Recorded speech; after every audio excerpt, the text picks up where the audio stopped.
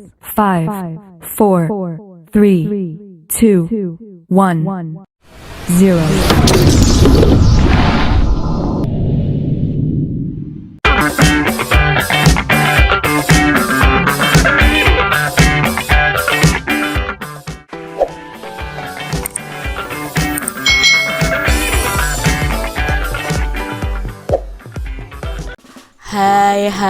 Hai, selamat datang di channel YouTube Kak Citra. Apa kabar adik-adik semuanya? Kak Citra berharap kalian dalam keadaan yang baik, sehat, dan siap untuk belajar ya. Hari ini kita akan belajar bersama-sama untuk mata pelajaran tematik kelas 5. Kita belajar di tema 8, lingkungan sahabat kita, subtema 3, usaha pelestarian lingkungan, pembelajaran yang pertama. Mari adik-adik kita belajar dengan penuh semangat ya. Adik-adik perhatikan gambar berikut ini. Ini Edo, Siti dan temannya sedang menanam pohon. Nah adik-adik, kegiatan apa yang dilakukan pada gambar tersebut? Ya, mereka sedang menanam pohon atau yang disebut dengan reboisasi. Lalu, di mana kegiatan itu biasa dilakukan? Nah, kegiatan ini biasa dilakukan di daerah perbukitan yang tandus serta di lingkungan sekitar kita, misalnya di halaman rumah atau di halaman sekolah. Apa tujuan dari kegiatan itu? Nah, tujuan dari kegiatan itu adalah untuk menghijaukan lingkungan dengan tanaman-tanaman yang berdaun hijau. Itu tujuan dari penanaman pohon ya adik-adik ya, atau penanaman tumbuhan di sekitar kita.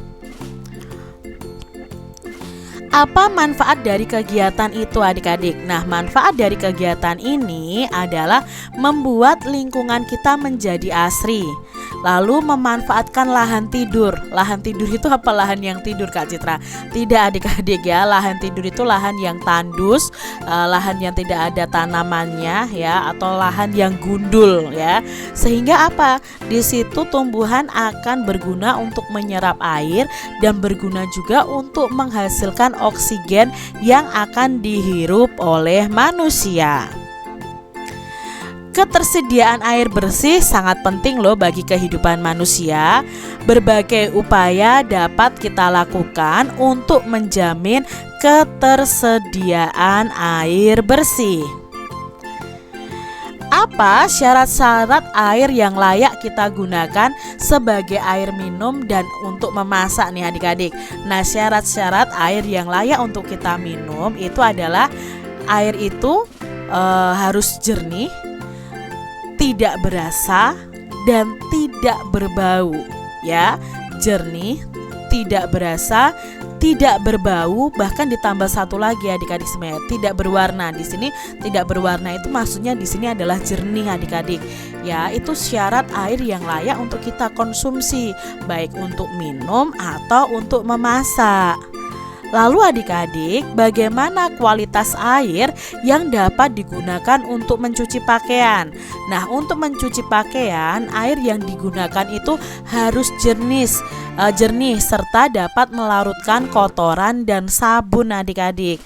Karena ada juga air yang untuk mencuci itu air yang tidak jernih atau tidak bersih, malah pakaian kita akan menjadi kotor adik-adik. Bagaimana kualitas air yang dapat digunakan untuk menyiram tanaman? Nah, untuk menyiram tanaman, air yang digunakan sebaiknya tidak mengandung zat kimia berbahaya bagi tanaman. Misalnya itu air deterjen, tidak boleh untuk menyiram tanaman adik-adik. Namun, kita dapat menggunakan air bekas mencuci bahan makanan atau air hujan untuk menyiram tanaman ya. Ini ya adik-adik ya, perbedaan ketika kita menggunakan air untuk konsumsi, lalu menggunakan air untuk mencuci pakaian, dan menggunakan air untuk menyiram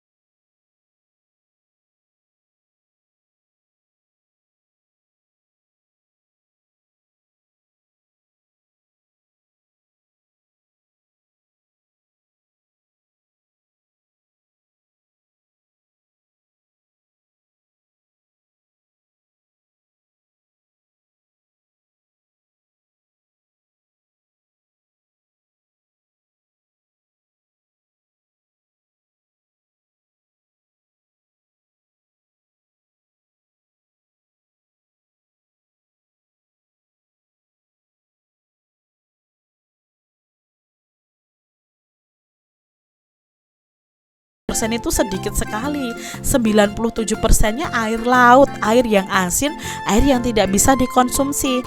Tapi 3% itu kita sudah beruntung adik-adik, kita bisa menggunakan air bersihnya.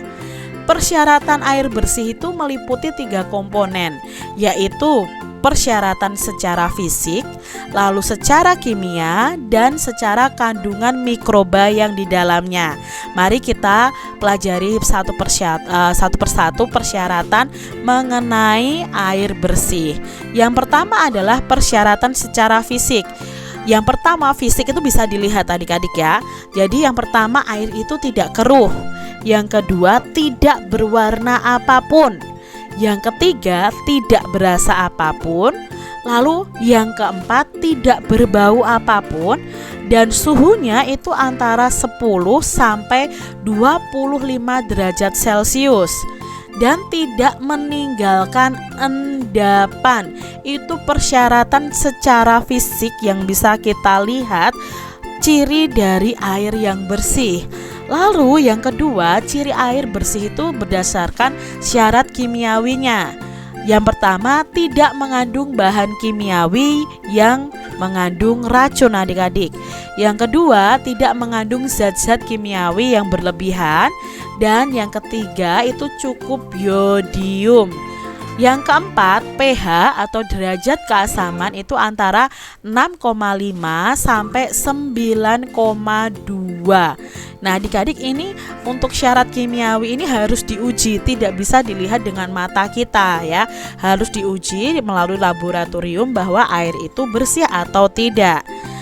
Syarat yang ketiga adalah syarat mikrobiologi. Nah, mikrobiologi di sini, air itu tidak mengandung kuman-kuman penyakit seperti disentri, tipes, dan kolera. Itu tadi syarat-syarat air bersih. Nah, kalau kita ya sebagai orang awam itu biasanya melihat air bersih itu ya dari persyaratan fisiknya. Untuk kimia dan mikrobiologi itu kan butuh diteliti di laboratorium adik-adik ya, bahwa apakah air itu bersih atau tidak. Masyarakat itu memerlukan air dalam jumlah yang sangat besar. Air yang akan digunakan diambil dari sungai-sungai terdekat atau sumber-sumber air lain seperti sumur. Air dari sungai dan sumber-sumber air dialirkan dan disimpan dalam tangki penampungan yang sangat besar. Nah, tangki penampungan ini berisi air, ditambahkan sejumlah kecil gas klorin untuk membunuh kuman yang berbahaya. Selanjutnya, air akan dipompa melalui pipa bawah tanah menuju rumah-rumah penduduk kita. Misalnya ini adalah air PDAM adik-adik. Air inilah yang digunakan untuk keperluan sehari-hari masyarakat. Sumber air lainnya itu didapat dari penggalian tanah. Lubang penggalian itu dinamakan sumur adik-adik. Masyarakat membuat sumur sebagai sumber air untuk keperluan sehari-hari. Dahulu orang menggunakan timba untuk mengambil air dari sumur. Namun sekarang kita dapat menggunakan pompa air bertenaga listrik. Dengan pompa itu air akan dialirkan ke atas melalui pipa, lalu menuju ke bak penampungan air, kamar mandi, dapur, dan tempat-tempat lain di rumah kita. Diambil dari Young Scientist ya, Ini Young Scientist tahun 1994. All About Water ya, di Chicago World Book ya, dari catatan kimia.com. Informasi penting apa yang dapat kamu temukan pada teks air untuk kebutuhan sehari-hari? Nah, kalian bisa tuliskan dalam bentuk peta pemikiran seperti ini. Contohnya, informasi penting bahwa yang pertama, sebagian besar air yang menutupi planet bumi itu berupa air laut, dan 3% diantaranya adalah air ini berupa air segar yang bisa dikonsumsi oleh manusia. Lalu persyaratan air bersih itu meliputi persyaratan fisik, persyaratan kimia, dan kandungan mikroba atau mikrobiologi. Lalu berikutnya, masyarakat itu memerlukan air dalam jumlah yang sangat besar dan sumber air lainnya itu didapat dari penggalian tanah. Nah, ini informasi-informasi penting yang kita dapat dari bacaan tadi adik-adik. Kalian bisa tambahkan kalau kalian mendapatkan informasi yang lain dari bacaan tersebut. Demikian tadi adik-adik pembahasan kita di tema 8, subtema 3, pembelajaran yang pertama. Semoga video pembelajaran ini bermanfaat untuk adik-adik semuanya. Dan sampai jumpa lagi di video pembelajaran Kak Citra selanjutnya. Tuhan memberkati. Jangan lupa tekan tombol subscribe, lalu tekan loncengnya, tekan juga tombol like, lalu share ke media sosial kalian.